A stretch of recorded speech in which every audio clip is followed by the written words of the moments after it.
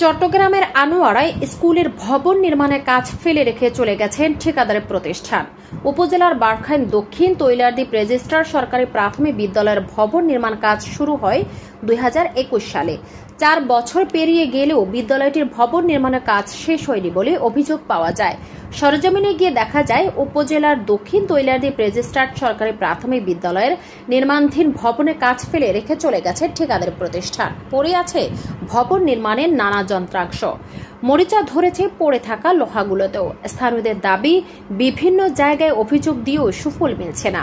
তারা শীঘ্রই বিদ্যালয়ের ভবনটি সম্পূর্ণভাবে বাস্তবায়ন চান জানা যায়। শিক্ষার্থী আছে, প্রচুর শিক্ষার্থী আছে, 250-300 মতো। রাস্তার কিনারে যাই টিঙ্গির একখান অস্থায়ীভাবে বাঁধিয়ে স্কুল চলে। ঠিকাদার মাঝে মধ্যে আইয়ে কি হয় তো মনে করো এলাকার মানুষ না থাকে, আর তো এলাকার মানুষ তো চাই স্কুল।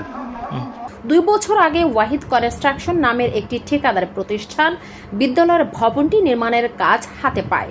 তবে ঠিকাদার প্রতিষ্ঠানটি ভবন নির্মাণের অর্ধেক কাজ রেখে চলে যায়। বিদ্যালয়টির প্রধান শিক্ষক জয়নাব বেগম বলেন, ভবন না থাকায় শিক্ষার্থীদের নিয়ে আমরা বিপাকে পড়েছে।